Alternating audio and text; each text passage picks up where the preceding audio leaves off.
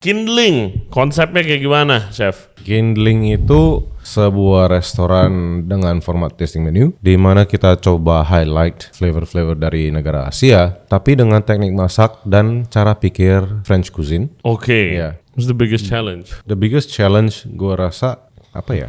There's no challenge. Ada pasti ada. Setiap saat kan pasti ada sesuatu yang sulit kan. Tapi setelah kita melewati masa sulit itu biasanya kita dihadapin lagi sama yang lebih sulit. Atelier de Jour Robuchon, apakah itu the first proper restaurant yang lu kerjain? Bener. Gimana rasanya waktu ke expose itu? Was it tough? It was tough. Oh my god, It was tough. bro. Kayaknya mungkin nggak ada hari yang dimana gue nggak mau cabut. Yeah. Kayak tiap hari Lu diapain emang? Enggak lah, paling kayak disabotase lah. Kayak lu masukin barang ke dalam chiller, waktu lu pulang ada yang keluarin taruh di atas jadi rusak besoknya gitu. What? That's sabotage, bro. Sadis, iya, cuman kalau kita mau bilang physical abuse, enggak. Okay. Gue pernah dipukul, tapi I think I deserve it.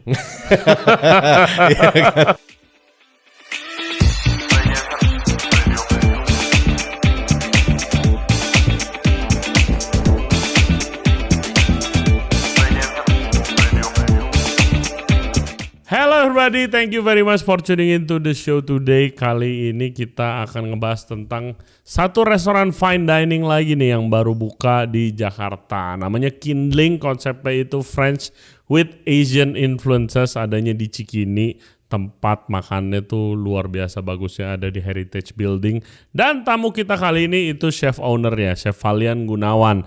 Dia akan membahas secara detail, sharing bagaimana konsep Kindling ini terjadi dan juga sharing pengalaman-pengalamannya di sepanjang karir dia keliling fine dining restoran top di Asia. Hope you guys enjoy the show. Jangan lupa subscribe di Regency Radio Podcast di YouTube, Spotify, and all other podcast platform. Juga follow kita di Instagram dan di TikTok di Regency Radio. Please welcome Chef Falian Gunawan dari Kindling. Enjoy the show. Oke, hey bro. Apa kabar? Baik. Oke, Chef Falian in the house, chef owner dari Kindling, ya kan? How is it? Udah berapa lama? Udah kurang lebih hampir sebulan ya. Congratulations. Makasih, thank you very much, and thank you for coming juga waktu itu ya. Yes, Ya, great experience. Ini project pertama lo yang lu part owner, right? Atau enggak? Bener. Oke, how does it feel? Pertama di situ dulu. Agak beda ya, karena sekarang mungkin tekanannya tuh beda.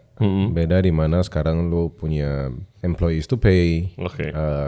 That's a huge pressure. Ya, ada staff yang harus dibayar, di mana ada ketergantungan terhadap bisnis inilah. Bukan dari gua juga sendiri, tapi dari tim gua, dari supplier gua, dan juga tekanan untuk mengfulfill ekspektasi dari tamu. Ya, itu juga beda karena kan sekarang kita manjang muka ya. Iya. Ya pasang badan. Jadi feelingnya tuh beda. Tapi ekspektasi dari tamu mah itulah waktu lu kerja di tempat-tempat yang lu udah jadi head chef gitu. Kayak di school, kayak di aperitif, muka lu juga ada di situ, right? Bener. Cuman aku rasa perbedaannya adalah kalau dulu worst case scenario gua didepak. Oke. Ya. Komplain tamu terlalu banyak, lu depak. Puji Tuhan gua nggak didepak dulu. Sekarang tuh kalau misalkan sesuatu nggak workout, gua yang harus memikirkan gimana caranya kita turn this thing over. Iya. Waktu lu bikin kitchen beda gak? Waktu lu jadi staff kan basically lu tinggal request, right? Gua mau alat ini, gua mau ini. Cara pikirnya masih sama, tapi juga berterima kasih dengan partner gua, Mick dari Miko. Iya. Dia enggak terlalu mengekang, di mana kita sebagai partner itu kita mengutamakan sesuatu yang penting untuk yang lain. Meaning kalau misalkan untuk gua dapur itu merupakan sesuatu yang penting, Sangat penting. ya misalkan di bagian desain dia lebih hands on. Jadi kalau misalkan dia bilang mejanya gua mau bahan yang ini karena ini gua merasa penting, Iya. ya gua oke. Oke. Ya, jadi dan sebaliknya I think there's a respect deh. Jadi bukan gua doang yang membuat keputusan, tapi approach kita untuk sesuatu yang quality masih sama. That's nice. Gimana project ini kejadian, bro? Oke. Lu kan di Bali, right? Iya benar. I don't think lu pernah kerja di Jakarta sebelumnya. Oh enggak. Ini pertama. Iya kan? Ini pertama. Waktu itu memang rencana gua udah memang mau pindah dari Bali. Cuman belum tahu tujuannya kemana. Oke, tapi emang pengen jauh dari Bali. Bener. Oke. Ya, emang, Why? gua rasa emang I mean, lu di Bali, you're kayak one of the most successful restaurant di Bali, yang paling ramai setiap hari. Bosan? Bener, tapi gue juga sadar walaupun secara karir itu bagus, Bagus sekali. tapi belum tentu secara pribadi itu bagus. Kalau kan misalkan kita bilang living condition, di mana setiap hari macetnya. Sekarang gue merasa jauh lebih parah daripada orang bilang Jakarta sering macet. Dan untuk gue Bali lebih sering macet gitu loh. Hah? Iya. Lu- Tapi itu pribadi ya. Oke, Itu pribadi. tapi lu kan itu experience lokasi pribadi. Kindling ini kan di Cikini, right? Heeh. Iya. Macet banget, bro. Di jam tertentu ya. Oke. Gue merasa kalau di Jakarta itu hanya jam tertentu. Iya, ada jam. Whereas di sana bisa sepanjang hari. Oh my God, iya. Bener. Ya, betul. Tapi itu kalau kita mau bilang negatifnya ya itu sih, cuman nothing else that I'll be complaining for. Cuman alasan pribadi juga, pacar gue biasanya di sini. Oke. Ya, jadi one of us has to make the move. Ya, and it was me. Jadi kayak I'm more than happy juga karena waktu gue visit dia beberapa kali di Jakarta, menemukan, actually bukan menemukan sih, lebih ke merasa kalau food and beverage scene-nya di Jakarta tuh menarik. Oke. Yeah, it's very exciting. It's very Dynamic sih, dynamic. and Yeah, exciting. you're correct. Yeah, it's very vibrant and it's growing. Definitely. It's growing in the right direction. Di mana sekarang, bukan sekarang sih, aku merasa dulu sudah mulai ada exposure terhadap a different style of dining daripada traditional Indonesian atau sharing concept, tapi udah menuju ke pengertian di mana orang-orang appreciate restoran berformat lain. Iya. Ya, termasuk salah satunya format tasting menu. Dan itu sangat menarik untuk aku karena bukan sesuatu yang gue expect Oke. pas gue kesini kan. Especially gue pernah kesini juga kalau ingat tahun 2021 Iya, apa pop up. 2020 pop up. Iya, kita podcast pop up. Waktu itu reception mungkin COVID juga ya Iya. kali ya. Jadi agak beda. Tapi ya menarik sih di Jakarta. Waktu zaman COVID tuh I think karena banyak mungkin chef kehilangan pekerjaan, terus habis itu restorannya bisnisnya tutup, tapi dia pengen banget sebenarnya dari dulu tuh bikin tasting menu jadi lewat pop up. I think it helps in a lot of way. Jadi orang appreciate that tasting menu sama si idealism si chefnya sih kalau menurut gue ya, karena gue inget banget waktu itu waktu lagi pandemi Locavore bikin pop up di salah satu hotel gitu, dan gue kerjaannya tuh dulu sebelum punya restoran gue keliling pop up seperti banyak chef-chef di Jakarta. Biasa tuh marketnya it's like the older generation yang udah mungkin sering makan di luar negeri, pengen nyobain makanan yang beda, yang nggak di offer karena makanan pop up kan beda kan, makanan si chefnya banget. Biasanya juga jarang banget full bro, biasanya yang pop up. Kalau pop up gitu terus, tapi begitu gue lihat Locavore, gue datang, gue lihat crowdnya kok muda nih ya. Gue bilang kok muda, crowdnya kok seumuran gue, bahkan ada yang di bawah. Ngerti apa mereka sama makanan ini, tumben banget gitu. Gue inget banget tuh gue ngomong gitu. Terus habis itu ternyata apresiasinya bagus banget, bukan dari makanan doang tapi koktail juga. Terus habis itu banyak yang kayak chef-chef dari luar kota termasuk lu dan teman-teman ke Jakarta, rame right, dan it was fun gitu loh. Kayak dari situ mulai banyak yang lebih berani gitu loh. Oke, berani nih berarti udah ada marketnya gitu.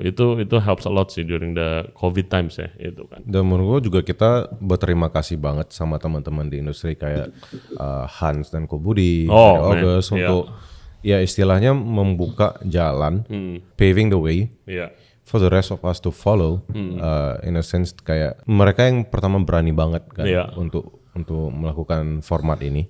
I don't think their contribution to the F&B scene itu bisa diremehin. Oh iya. I don't think so. I think they are one of the biggest contributors. Yes.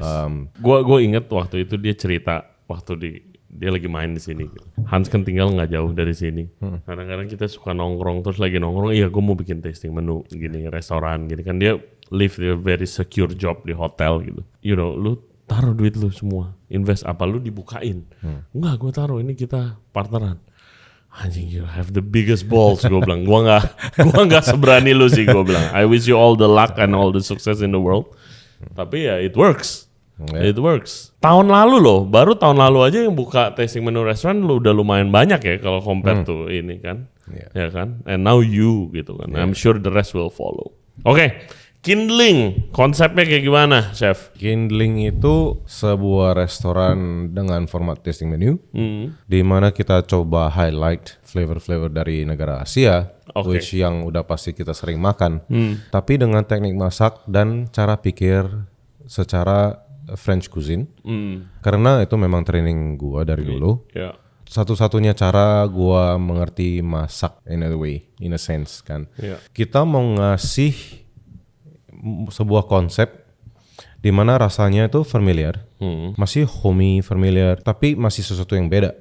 It was big, Chinese influence-nya big sih. Big, it's very big because In the tasting menu yang versi ini ya. Bener. Karena banyak flavor profile yang kita draw dari, yang kita tarik dari barang-barang yang ada di sekeliling kita, maupun itu dari something that one of my team ate before, atau sesuatu yang gue pernah makan waktu kecil, atau sesuatu yang sous chef gue kelihatan di mana gitu. Jadi it all comes back to sebuah konsep yang fine, tapi familiar.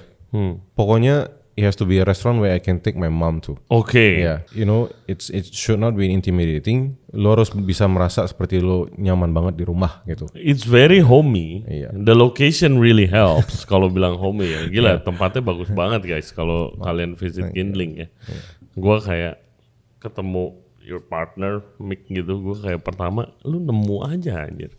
Dia emang spesialis merombak rumah tua jadi jadi restoran, right? Iya. The location, lu lihat berapa lokasi sebelum pilih itu? Gue lihat, I think ada 3 lokasi deh sebelum yang ini. Cuman ini lokasi pertama yang gue lihat. Oke. Ya, ini lokasi pertama yang gue lihat, dan pada saat itu gue juga merasa gue nggak begitu tahu area Jakarta. Jadi aku mau lihat lebih banyak lagi dong, biar kita bisa dapat insight. Gimana sih tipe-tipe bangunan yang ada di Jakarta. Dan ini juga sesuatu yang pernah gue ngomongin sama pacar gue sebelum gue ketemu sama Mick bahkan. Kalau gue buka restoran, gue mau ada di sebuah bangunan bersejarah atau rumah tua atau sesuatu yang pernah digunakan untuk sesuatu yang Palah gitu. benar ya, sudah pernah ada fungsinya ya. Iya. Dan pas waktu kita keliling-keliling itu ternyata nggak banyak. Nggak banyak, dengan kata mungkin bangunannya ada, tapi secara fungsionality nggak masuk. Misalkan bangunannya tuh bentuknya agak aneh, iya kayak trapezium gitu ya, belok-belok gitu. Jadi challenge yang sangat besar kalau misalnya mau diganti jadi sebuah restoran. Sampai akhirnya kita ketemu rumah ini yang dimana dia bentuknya manjang banget ke belakang, nggak begitu lebar tapi manjang, dan itu lumayan menarik. Kayak oh, kalau ini masih memungkinkan dan kondisi rumahnya juga masih bagus, ada sejarah sendiri. nggak perlu renov banyak. Kita renov seperlunya lah ya. Kan sebelumnya memang rumah itu adalah residensi dari keluarga Bolli. Sebelum kita masuk itu dipakai sebagian sebagai office. Dan sebagian itu office juga sih, office untuk yayasan gitu. Dia mereka bagi setengah-setengah gitu kan. Dan sebelumnya tuh dijadiin tempat untuk mengajar karya seni. Ya. Jadi penggunaan rumah ini sangat menarik dari dari residence sampai jadi mini gallery, office, terus bisa dilihat dari struktur bangunan sendiri itu dia lumayan berubah secara fungsionalitas gitu loh. Waktu kita masuk ke dalam, renonya yang kita perlukan lah untuk restoran. Kitchennya itu dulu kamar. Itu dulu kamar. Sedangkan wine cellar kita yang sekarang lu pernah masuk itu dulu dapurnya. Ya, jadi kan lu masuk koridor. Koridor sebelum ke wine cellar kan. Iya, sambil ada kitchen lu di sebelah. Benar. Jadi setengahnya koridor itu sama wine cellar itu dulu dapur. Dia dapur yang hadap ke jalan besar, jalan kecil di samping. Sedangkan yang tempat kitchen gua sekarang tuh kamar. Dan belakangnya juga bagian kamar. Di living, di tempat lu makan, di teras itu, di bagian kecil paling depan rumah itu dulu teras. Jadi teras yang udah ditutup jadi indoor gitu sama ownernya, tapi digabung satu jadi dining room kita gitu. I think yang the concept of wine cellar itu menarik sih. Jadi guys kalau lu ke Kindling ada welcoming area where you have cocktails and snacks dulu, terus masuk wine cellar dulu, right? Lu pilih wine dulu. I think it will help a lot with your alcohol sales sih. That trip gitu kan, terus sambil ditawarin. Makanannya konsepnya a lot of Chinese influence. My favorite itu the crab custard. The crab custard ya kan kayak is it a flan? It's a flan? It's kayak pudding tapi savory lah. Cawan mushi. Bisa dibilang semi cawan mushi atau kayak yang kita sering makan steamed egg di rumah. Cuman dibuat dengan versi kita aja. Ya itu salah satu dish yang aku rasa mencerminkan apa yang mau kita buat di Kindling sih. Jadi Chinese influence-nya akan kental terus? Bukan cuma Chinese influence sih aku rasa, lebih ke influence dari Asia ya. Terutama di mana kita sudah sering nih, banyak restoran juga di Jakarta, di luar negeri udah menjamur di mana-mana makanan seperti makanan Thailand, makanan Vietnamese, Filipino, Indonesian and so on. Aku rasa kalau untuk kita cuman limit di Chinese, it's not really fair. The eating habits of people di sini kan, karena dari kecil itu, apalagi sekarang udah lumayan expose ke different cuisines. Especially my mom itu, mama gua, ibu gua itu lumayan foodie juga. Foodie not in the sense that she go to tasting menu restaurant dan lain-lain. Enggak, cuman dia suka mencoba sesuatu yang baru. Jadi dulu kalau misalkan gua dari Medan, jadi kalau misalnya di Medan tuh ada buka sebuah restoran baru, biasanya sih eatery ya, bukan restoran lah, kayak rumah makan. Kayak they do Thai food, they do Vietnamese food, dia bakal bawa gua sama adik gua untuk pergi coba. So it's a very good dari kecil. Jadi kita udah mulai makan yang aneh-aneh dari kecil, dan itu membantu untuk shaping the palate, di mana kita juga merasa itu palate orang hari ini. Di mana orang juga udah lumayan expose to dan bisa menerima, nggak merasa aneh. Dari kecil udah mau jadi chef lu berarti? Enggak sih, lu yang makan iya, tapi mau chef enggak sih. How do you stumble bisa jadi chef kalau gitu? Jadi pas gua sekolah, gua kerja part time di sekolah nih, maksudnya sekolah university? Enggak, gua enggak ke uni, gua cuma nyampe politeknik. Iya, gue cuma nyampe politeknik, gue sekolah sampai diploma sih, sebenarnya diploma F&B operation sih. Kalau memang bilang masak, kita perhotelan lah ya. Iya, perhotelan tapi sih. Enggak fokus hospitality. Bukan fokus masak. Kita dari sekolah 3 tahun, yang masuk ke dapur cuma 2 minggu. Jadi lebih banyak ke bagian lain hospitality sendiri, termasuk yang kayak marketing dan lain-lain gitu deh, kita belajar dikit-dikit. Cuman pas gue sekolah itu gue dapat kerjaan part time di hawker center. Di hawker? Ya. You started from hawker? Ya, gue pernah kerja di hawker center. Di apa? Di toko apa? Dulu di Raffles Place di Singapura itu ada yang namanya, I think was Republic Food Center di Cecil Street, di bawah gedungnya Prudential. Itu di sana. Ya. Itu di sana. Jadi gue sekolah, cuman uang jajan gue masih nyari. Jadi gue kerja part time, di sana gue ingat banget tuh gajinya cuma $4 per jam kok nggak salah. Lu kerja di hawker centernya, apa lu kerja di hawker centernya? Jadi hawker centernya, maksudnya di restorannya gitu, di tokonya? Di salah satu stall di hawker center gitu.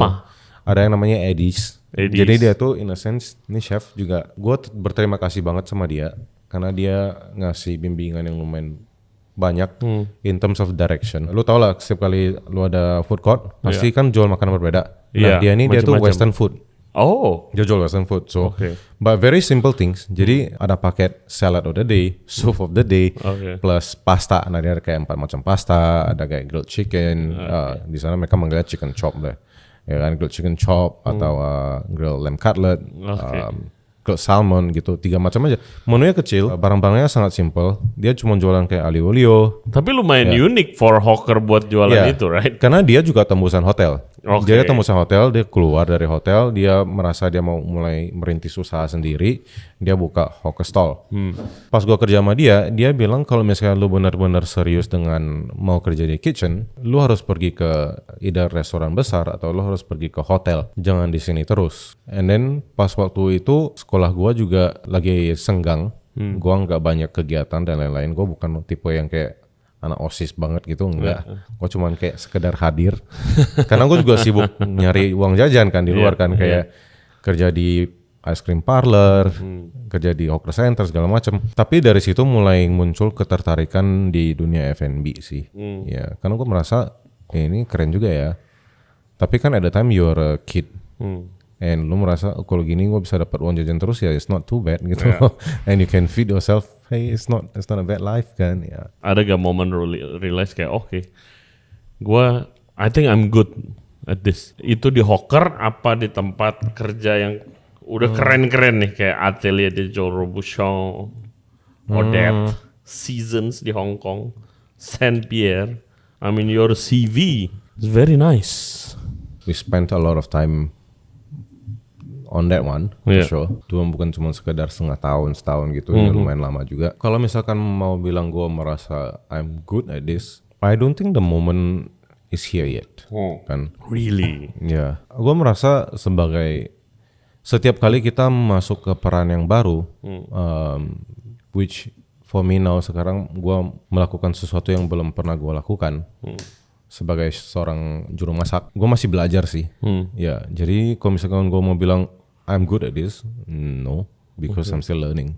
And kalau bisa sih aku jangan sampai bisa merasa bagus. Ya, I don't want to feel that I'm great, and therefore my learning stop. Oh no, you cannot stop. Bener. Apalagi sekarang lu udah punya Bener, itu especially sekarang kan. Yeah. Jadi sebenarnya banyak banget moments di mana gue merasa gue diajarin sesuatu.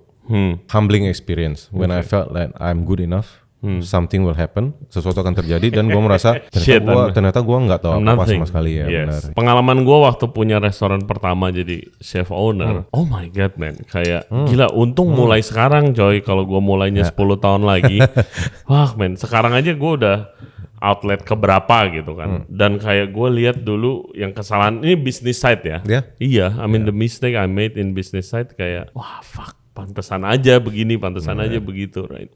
Gitu. Pastilah, pasti ada momen-momen di mana kita kayak merasa di atas kepala gitu loh, kayak udah way over our head, and then tiba-tiba sesuatu pasti diajarin semesta sih sebenarnya kayaknya. Ya, I agree. Ya kalau lu tuh masih belajar, lu tuh nggak tahu apa-apa gini ya.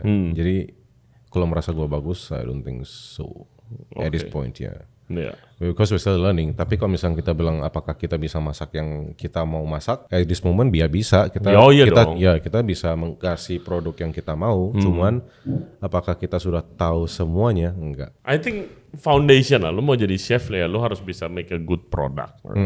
Which is itu selera. Nggak bakalan please semua orang. Gitu. Tapi bisnis ini sih menarik banget sih. Gue selalu encourage kayak kalau ya ke teman-teman juga yang datang ke podcast, lu bikin lah bisnis anything. Nggak usah bikin fine dining chef owner, nggak semua orang punya kesempatan kayak gitu. Tapi bisnis aja anything, you will learn so much gitu kan. Karena itu penting banget begitu lu udah tanggung jawab tim. Cara berpikir juga beda. Yes. You have to make them grow. Yeah. Tapi kerjaan harus kelar juga, gaji harus dibayar. Oh my god. Setiap saat kan pasti ada sesuatu yang sulit kan. Tapi setelah kita melewati masa sulit itu biasanya kita dihadapin lagi sama yang lebih sulit. jadi sebenarnya itu gak bakal berakhir, cuman gimana caranya kita melihat aja sih dari perspektif yang beda. Hey guys, kalau kalian enjoy the podcast so far, thank you very much, dan jangan lupa subscribe di Ray Jensen Radio Podcast. Back to the show. Gue mau continue talking about your background. Atelier de Joe Robuchon, apakah itu kayak the first proper restaurant yang lu kerjain? Bener. Okay. First one I got my training in. I did my apprenticeship di sana sama Chef Lawrence. Gimana rasanya waktu ke expose itu? I mean, ini juga tempat L'Atelier de Joe Robuchon, biarpun kita beda negara, lu di Singapura, gue di Paris. Itu tempat gue pertama kali juga ngeliat gitu loh. Iya, ngeliat loh. Jadi gua masuk ke sana tuh pas gua umur 18. Oke. Gue ingat banget ada 2 orang lagi yang barengan sama gua. Kita bertiga dan itu sangat gua shock sih. Gua shock banget. Jujur shock banget dimana kan sebelumnya gua kerja di hawker. Iya. Ya kan. Terus, what a step up ya. Ya. Terus gua waktu masuk itu gua nggak tahu ini siapa. I don't know who this person is. Cuman yang gua tahu at the time, jujur, gue dibayar gajinya lebih tinggi dikit. per hournya. Dari hawker. Ya, dari hawker. Jadi gue lebih tinggi dikit. Terakhir gue di hawker tuh kalau nggak salah $5.50 an hour. Okay. And then I got paid $8 an hour. After that, I said, okay, it's a little step up. Hampir setengah, 50%. I'll take the job gitu loh. How do you get the job? How dikenalin. A hawker? Ya, gue dikenalin, kan waktu itu gue masih sekolah. Di hawker, waktu gue masih di hawker, gue masih lagi sekolah. Terus pas waktu itu direktur sekolah gitu loh. Kayak capsek deh. Capseknya tuh regular di atelier. Mr. Tu. Dia regular di atelier. And then dia ngirim 3 orang dari sekolah untuk kerja di sana sebagai casual part time. Ya gue mulainya dari sana sampai habis. Dari gue part time selesai, gue ditawarin magang and then kerja. Oke. Gitu. Jadi shocknya sangat-sangat shock karena lu tadi mention lu bertiga. Ya kita bertiga. Jadi 2 ini teman seangkatan tapi bukan sekelas. Teman seangkatan. Sisa gua sih setelah 3 bulan. Tapi karena gua merasa begitu lu masuk lu bisa merasakan kalau restoran ini special. Iya. Di zamannya ya. Di zamannya dia ini sesuatu yang special di mana beda dari restoran lain yang gua pernah lihat. Gua nggak pernah apa nih tahun 2012 ya atau 2013. Belum ada open kitchen seperti itu. Belum. Makan di bar. Bener. Makan loh makan ya, di bukan bar. minum. Bener. Dan kita masaknya tuh hampir kayak Japanese style teppanyaki. Yes. Tapi the cuisine is French. Yes. Very French kan. Dan waktu gua di sana, gue ingat banget minggu gua di sana, gua dikasih lihat produk seperti Mirabelle plum, ikan dari Jepang, lamb dari Pyrenees, lobster yang ada masih live di tank gitu loh. Kaget dan yang gue selama lihat ini kan kayak selada, tomat cherry, pasta kering gitu loh. Jadi when I get there, it's a big shock and gue jadi kayak gue kayaknya harus stay di sini deh. Mungkin setengah tahun deh lihat-lihat gitu loh. Ya kan kayak ya mumpung gue juga dibayar, nggak ada salahnya gue kayak tes gitu kan. And then 6 months jadi extend lagi 6 bulan, jadi extend lagi 6 bulan, extend lagi 6 bulan, extend lagi 6 bulan gitu. Jadi kayak was it tough? It was tough. Oh my god. It was tough, bro. Nggak ada kayaknya mungkin nggak ada hari yang dimana gue nggak mau cabut. Kayak tiap hari tuh pasti ada aja yang membuat gue kayak ini kayak gue harus kayak either gue merasa gue nggak cukup bagus untuk melanjutkan ini atau gue merasa marah kayak kenapa sih gue tadi gini. Tapi besoknya balik lagi kerja gitu. Exactly. Jadi kayak besoknya balik lagi kerja. Waktu itu juga senior gue lumayan. It's hardcore sih lately Joro. Iya, tapi I think it's tough love ya. In a sense mereka tuh sebenarnya kok sekarang gue melihat. Dulu tuh gue merasa mereka tuh tega banget sama gue gitu loh, kejam banget gini. Tapi habis lu diapain emang? Enggak lah, paling kayak disabotase lah di gini. Biar belajar aja sih sebenarnya. Kayak pulang-pulang ada yang matiin chiller gitu. Oh shit. Ya, ada yang matiin chiller.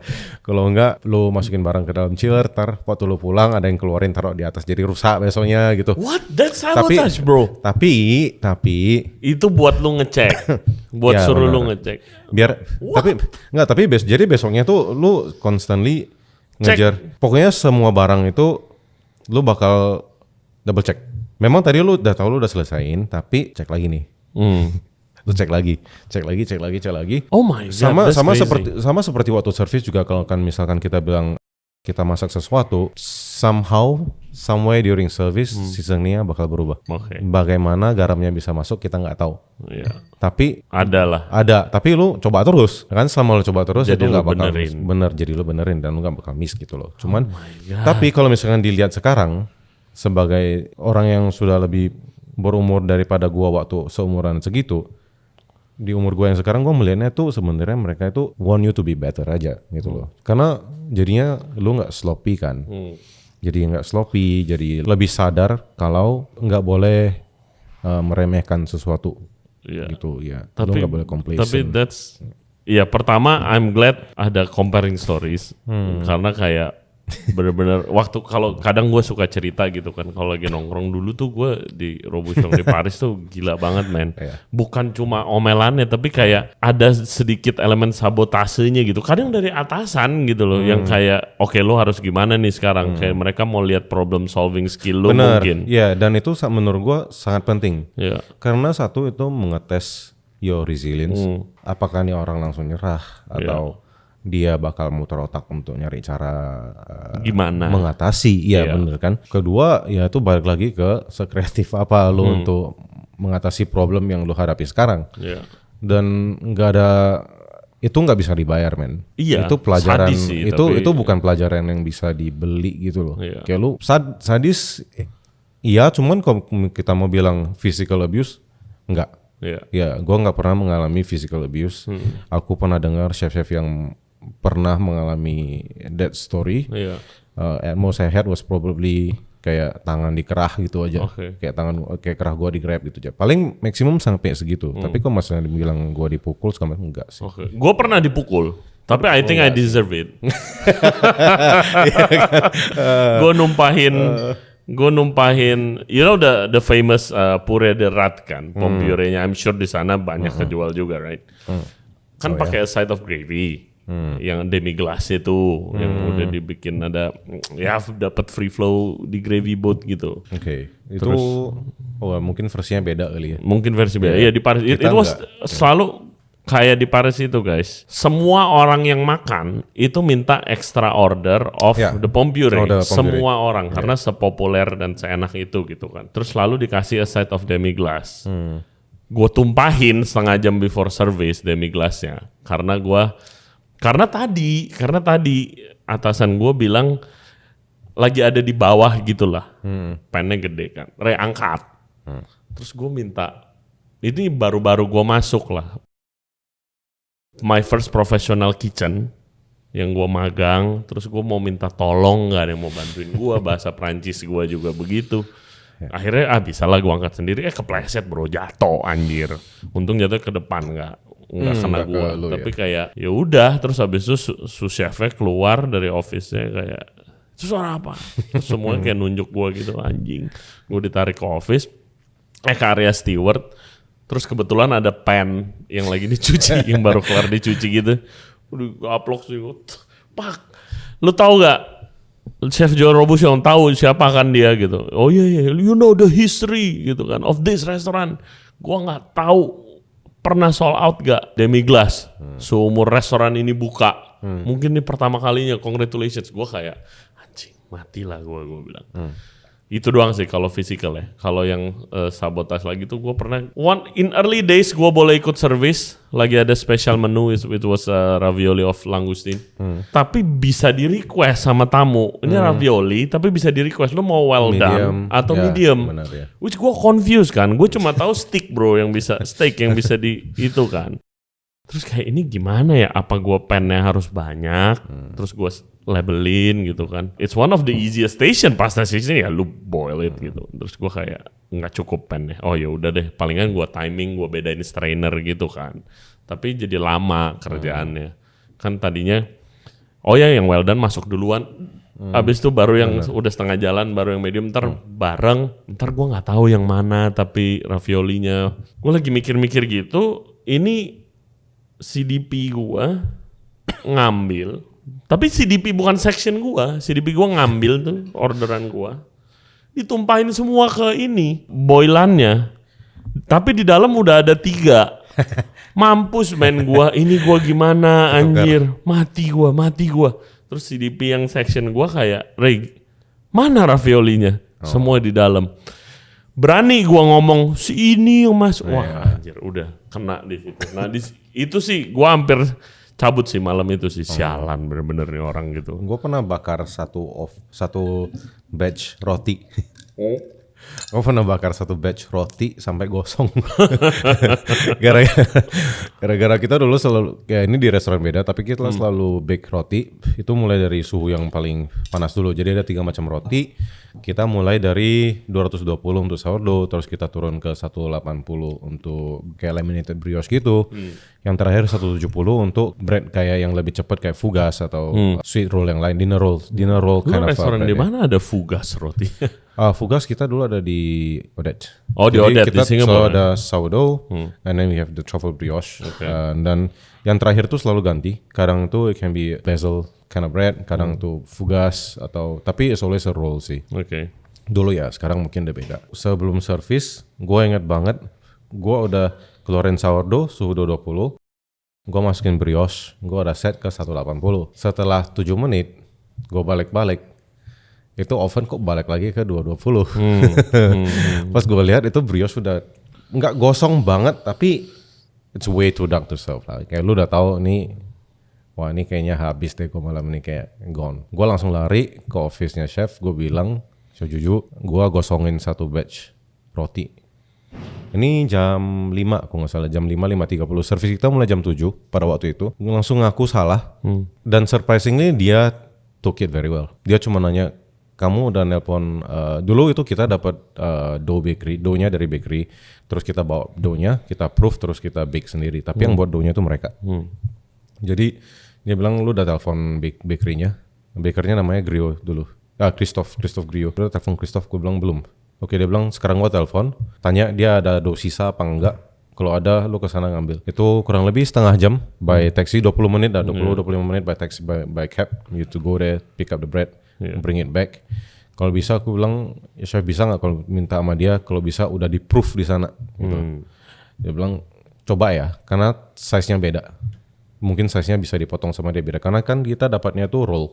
Jadi lu potong sendiri, lu proof sendiri, lu bake sendiri. Cuman dough-nya udah jadi. Waktu gue di jalan, gue chat teman gue yang satu section, gue bilang tolong dong ukur berapa senti. Biasanya kita potong, biar gue chat dia, tolong potongin segini sekarang. Biar tas waktu balik itu lagi udah proofing di jalan gitu. Proofing di jalan. Problem solving skill guys. Proofing di jalan sampai gue nyampe, mungkin proofnya tinggal 20 menit, kita udah bisa bake, keburu buat service. Ketolong, cuman pelajaran lagi. Di mana take away gua tuh ada 2 sekarang. Satu itu harus bisa muterin otak sih. Whatever happen jadi nih. Yeah, it happen. Bener. It has to happen gimana pun caranya. It has to happen. Harus ada. Benar. Kedua, being honest is better than trying to covering things up. Ya, jadi kayak lebih baik lu jujur ke sana bilang gua fucked up. Kalau mau depak gua silahkan, tapi gua salah. Gue ngaku gue salah gitu loh. Ya, rather than kalau waktu itu gue coba-coba untuk ngakalinnya atau gimana, itu nggak sih. Ya, itu makin parah sih. Iya. Dan mungkin waktu itu gue juga udah kayak full panic ya. Jadi kayak gue nggak tahu siapa lagi nih, gimana cara nolongnya. Tolong dong, kayak aduh. That problem solving skill ya mungkin. Ya kalau looking back mungkin gue kebangunnya di situ sih, karena kalau lu leader, especially businessman, ya problem solving skillnya gitu kan. Oke, ada tamu VIP order makanan, satunya sold out atau burn atau apa, terus stok udah habis, terus lu mau apa gitu, sekarang mau apa gitu. Gue baru buka Chinese restaurant. Congrats. Thank you.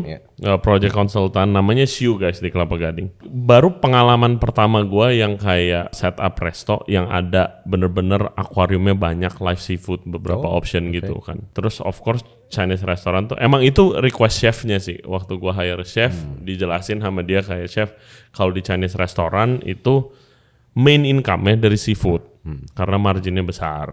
Kata gitu, marginnya besar dan orang Chinese kalau yang marketnya keluarga itu udah harus ada ikan hidup. Oke, habis itu gue setup. Tapi ya itu manage-nya kalau mati gimana, kalau telat datang gimana, itunya sih yang kayak ter-challenge banget gue tuh my problem solving skill gue di sana. Couple of days ago, full restoran, malam full, ikan nggak datang 3 hari, nggak tahu kenapa. Terus habis itu size-nya beda-beda. It's challenging juga. Yang kecil nggak bakalan di order. Kalau kegedean juga kemahalan gitu. Itu the most challenging part gitu. Tapi gua belajar banyak about sistem Chinese restaurant sih. Yang nggak ada lagi di. That system only works in Chinese restaurant. Nggak bisa dibawa kemana-mana lagi. Ya, kayak sistem wok, butcher. The sous chef is the butcher. Belajar lagi kan? Iya, belajar lagi. Iya, gue pikir gue udah tahu gitu, tapi ternyata pas Chinese restaurant ini bener-bener gue nggak tahu apa-apa. Bener. Iya. Dan kayak chefnya ini lucu banget, man. Dia relatively young buat jadi kalau kita bilangnya shifu gitu ya, kalau di Chinese restaurant. He's 29.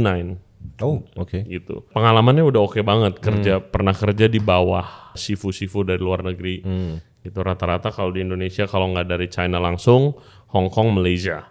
Dan dia pernah kerja di beberapa jadi bawahannya dia, tapi belum pernah kesempatan jadi chef Shifu gitu lah. Waktu ngobrol, dia bilang, chef saya tuh bikin shift selalu split, selalu long shift dari pagi sampai malam. That's the way Chinese restaurant work, dari pagi sampai malam dan 6-1.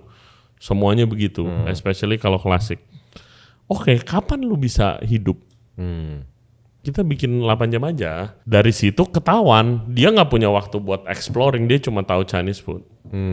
Gue nanya, lu pernah makan di restoran mana di Jakarta? Banyak restoran keren-keren. Lu pernah makan di mana buat enhance your palate untuk enhance?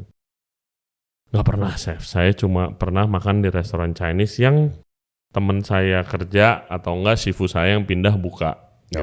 Oke, karena saya nggak pernah punya waktu. Oke, gue nanya, pernah nggak makan di restoran ini? Gue sebut lah, restoran ini. Nggak pernah, chef. Gue turunin lagi pertanyaannya. Lu pernah makan Western nggak, bro? Gue bilang enggak.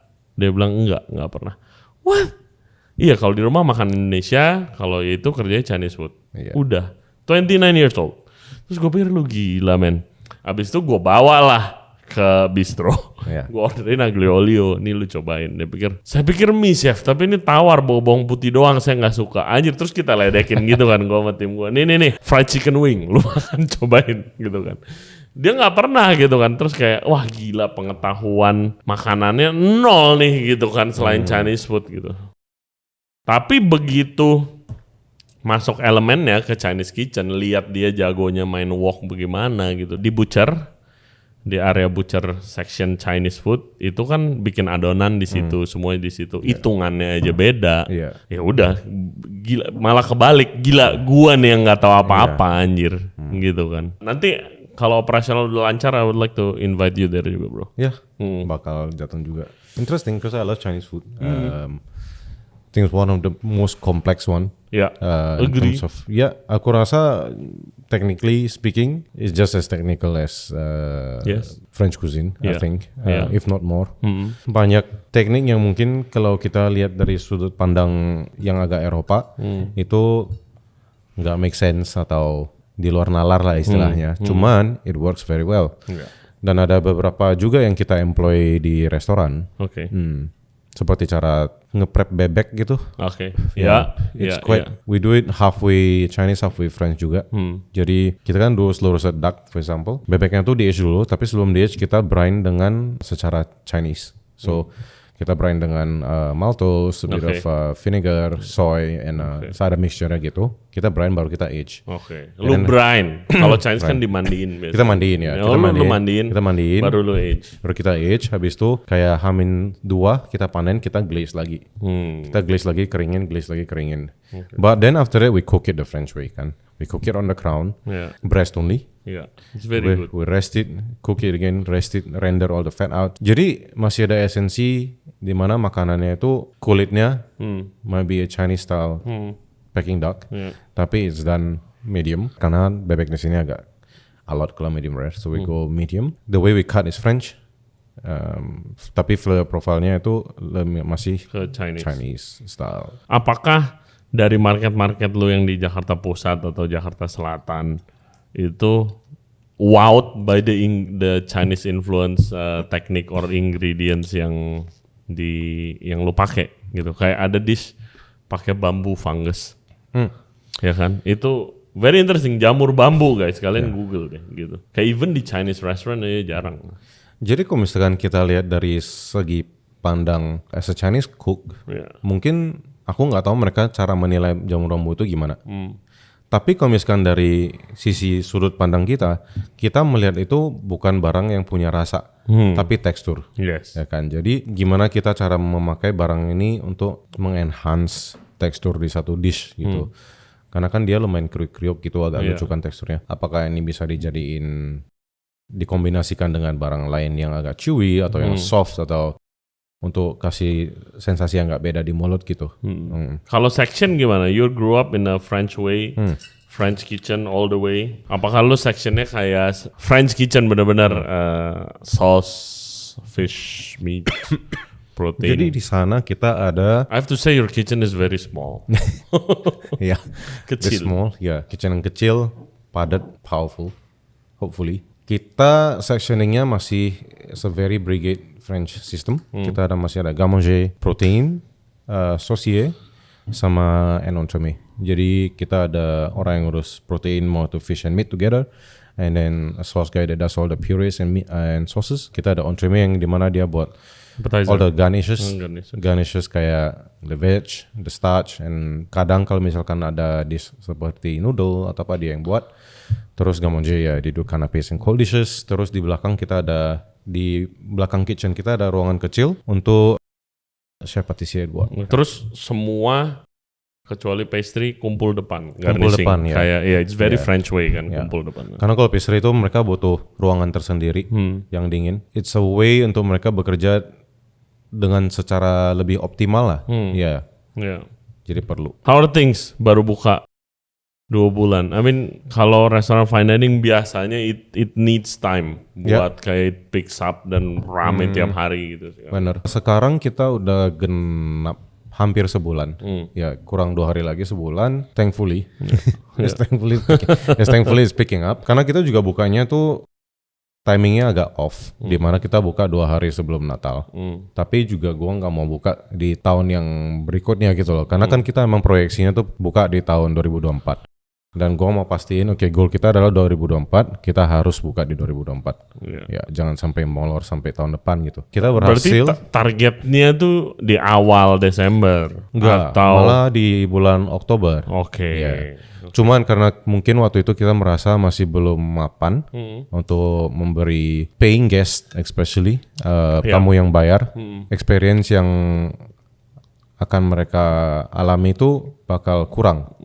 Jadi sebelum kita merasa siap, mendingan kita jangan buka dulu. Kita make sure kita polish and train our team to the point kayak sampai kita puas dengan produk, service, dan venue, baru kita buka. Ya, dan kalau itu memang membutuhkan waktu 2 bulan yang lebih, so be it. Yes. Lu buka langsung full atau lu buka half capacity dulu tuh meringankan beban operasional tim apa gimana? Kita buka dengan half capacity dulu. Jadi kita buka setengah. Ini penting banget buat calon dan current restaurant owner sih, tahu sih. And investors.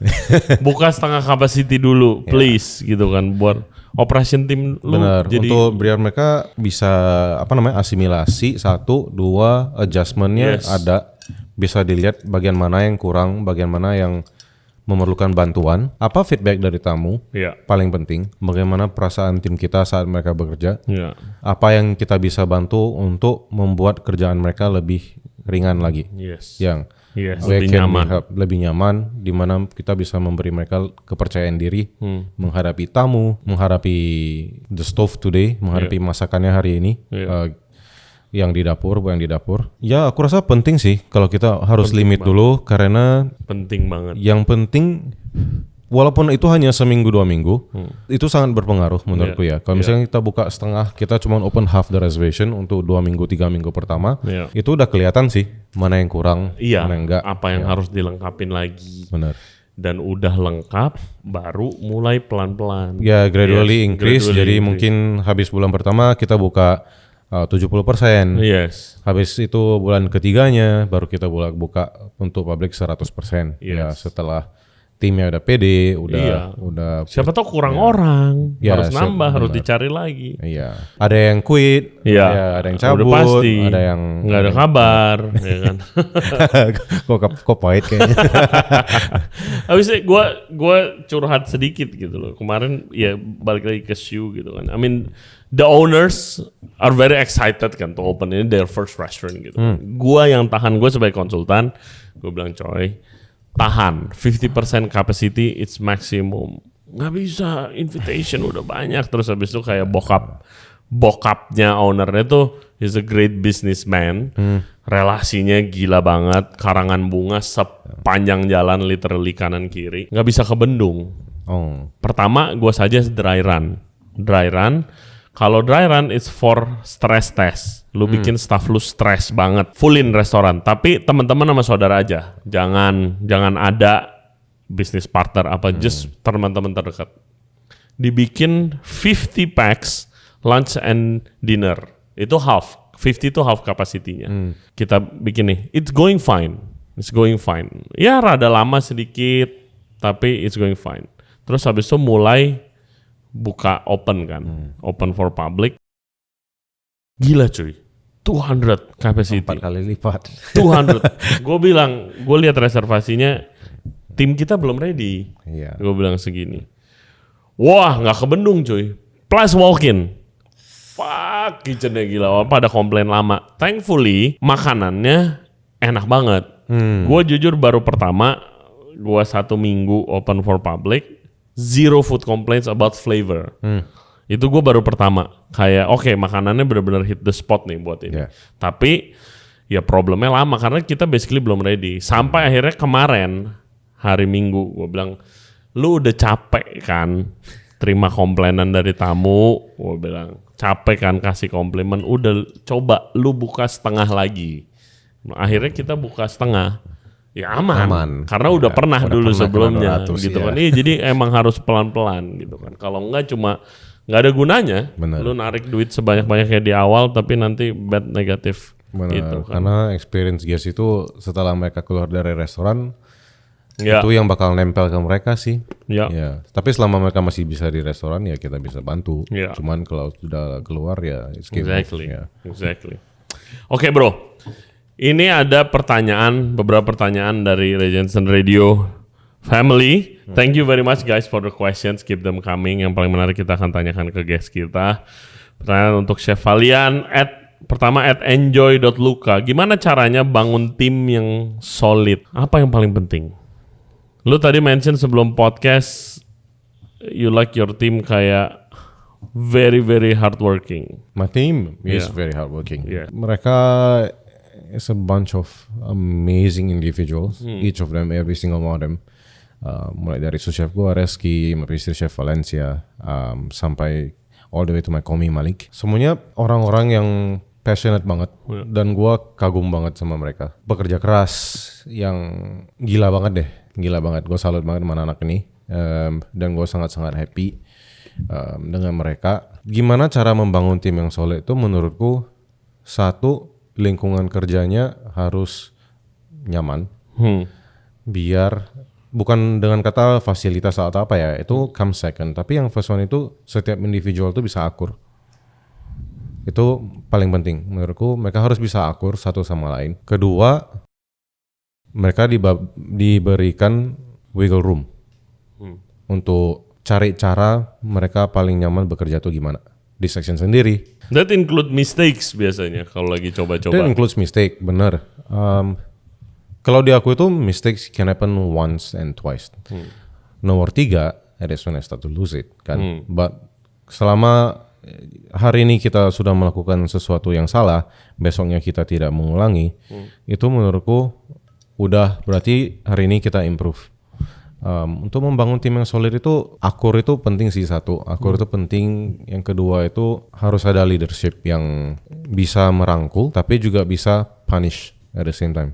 So you need to know how to balance between punishment and reward. Yeah. Where I'm very thankful I don't have to punish my team or anything. Yet. Cuman mereka they're all bunch of amazing individuals, very talented cooks, some of them. Kalau mereka udah bisa membantu saling menyokong tuh, you really cannot complain sih. Yeah. Gue kenal satu staff si Imam di your team. Emang very hard worker. Oh crazy, Imam is crazy. Imam itu orang yang gak ada suaranya di kitchen, diem. Tapi kerjaannya tuh selalu beres. Yeah. Gue remember gue pop up, gue balik, gue habis prep sama dia, gue balik. Gue minum-minum dulu, terus gue balik jam 4. Di itu gue lagi mau tidur, terus dia kayak, chef nge-WhatsApp gue, chef ini checklist ini gue kayak, bro tidur, gila ngapain sih anjir. He's very hard worker. Gila ya, kalau Imam ya, shout out to Imam. No, shout out to Imam. Tantangan baru apa aja yang kamu hadapi saat pindah dari Bali ke Jakarta? Other than pollution. Ya barang di luar kerja ya. Kalau di kerjaan, tantangan ya. Tamunya beda, right? Tamunya beda, bener. Profilnya kayak, you usually cook di Bali for itu gak sih, tourist and expat? Majority gak? Ya kalau di Bali memang benar. Kebanyakan tamu kita, saya 80% orang dari luar negeri, 20% dari wisatawan domestik. What's the biggest challenge? The biggest challenge gue rasa There's no challenge. That's no too big. ada pasti ada. Cuman untuk menemukan sebuah challenge yang paling besar tuh aku merasa masih karena ini restoran fine dining. Iya.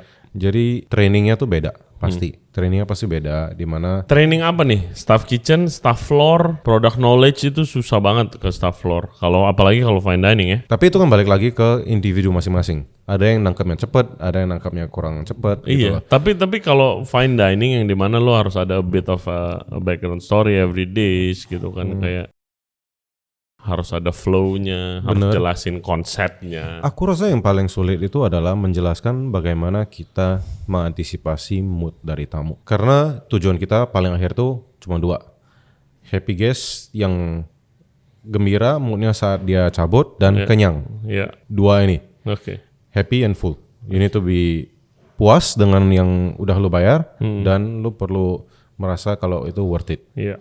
It's worth the money that you paid. Kalau kan misalkan ada sesuatu yang kurang di satu meja atau di satu party, gimana caranya kita untuk mengatasi, membalikin lagi? Iya. Kalau misalkan dibilang, oke, makanannya gak enak, atau waktu tunggu terlalu lama, atau minumannya tadi tumpah, atau gimana. Ini sesuatu yang nggak bisa diajarin juga sih. Sometimes it comes down to common sense kan. Kadang-kadang tuh balik lagi ke... No, itu nggak bisa sih. Itu hospitality sense-nya itu sih. The great kayak restaurant manager, dining room, sense of urgency. Supervisor itu yang... Sense of urgency, I would say itu yang challenge paling gede itu adalah sense of urgency. Karena ini juga bisa diterapkan di kitchen, di mana kadang itu mungkin kita merasa terlalu nyaman ya. Jadi agak complacent, agak terlalu meremehkan gitu. Jadinya silap. Ya. Jadi aku rasa sense of urgency itu salah satu hal yang lumayan susah diterapkan. Cuman pada individu yang mau belajar gampang banget. Ya. Jadi all comes back to managing individual sih. Ya. Tapi lu nggak itu kan, nggak sabotase enggak, kayak lu kerja boleh. Ya. Kita paling yang ada tuh kita ada denda di kitchen kalau ada yang jatuhin barang atau berisik. Ya itu 10.000. Nggak lu matiin chiller chiller pastry. Udah kayaknya mampus sih. Itu lu juga yang ribet, bro. Ya itu sendiri yang ribet sih sebenarnya karena ya waktu itu kan misalnya ada yang bisa ngatasin kan. Cuman ada cara ngajar yang benar dan salah. Yang lebih baik, yang lebih baik, manusiawi. Yang lebih manusiawi. Agreed. Oke, ini pertanyaan terakhir dari God Bless 1235 strip 170. Apakah Chef Valian pernah merasa suntuk saat bekerja di kitchen? Kalau iya, apa sih yang biasa dilakuin untuk ngehilangin rasa suntuk itu? Enggak sih. Gue keluar bentar, duduk di bar ngebir. Gue rasa suntuk sih enggak sih. Bosan, pernah bosan? Bosan enggak, karena tiap hari itu lu ada a new problem to solve. Tapi sometimes kan lu kayak, aduh anjir lagi, nggak pernah ngerasa kayak gitu, kayak lagi stuck aja gitu. Karena gue merasa kalau misalnya lu udah bosan dengan sesuatu, terus lu dapat barang yang baru untuk diatasin, itu jadi refreshment juga. Bener, beda soalnya. Jadi kalau misalkan kemarin masalah gue di bar, for example, kayak ada drink pairing yang spoil dan lain-lain. Hari ini mungkin tiba-tiba rumput di venue gue kering. Ya, itu menarik gitu loh. Jadi kayak it's all about mindset. Ya kayak, ini ada masalah ini tapi nggak sama yang kemarin. Jadi lu nggak bosan gitu kan ngeliatnya, kok ini lagi gitu loh. Jadi sama kayak setiap kali ada kesalahan itu, kalau misalnya 1-2 kali yang sama, it's fine. Kalau udah nyampe ketiga tuh agak keterlaluan sih memang. Jadi kayak we try our best not to repeat. Oke. Well, thank you very much man for your time. Makasih. Guys, cobain Kindling, great food, beda sama yang di offer di tempat-tempat lain di not only Jakarta, di Indonesia lah. Gitu. Very interesting concept. Tempatnya bagus banget. Kalian bisa ketemu Chef Valian juga di sana. Cobain Kindling. Ada di Cikini kan? Ya, di Cikini Raya nomor 20. Yes. Instagramnya di mana? @kindlingjkt. Oke. Sip, and your Instagram, personal Instagram biar di follow. @Valian nama gua plus tapi N-nya 3. Oke, Valian. Double L, right? Double L Ya, triple N. Ya. Double L, triple N. Oke guys, thank you very much buat yang udah nonton dan dengerin podcast kita kali ini sama Chef Valian. Jangan lupa cobain Kindling, main-main ke sana, cobain tasting menunya, and bisa ketemu Chef Valian di sana. Hope you guys enjoy the show. Jangan lupa subscribe di Ray Jensen Radio Podcast di YouTube, Spotify, and all other podcast platform. Juga follow kita di TikTok dan di Instagram di Ray Jensen Radio. Okay, we'll see you next time. Bye bye. Thank you, man. Yep.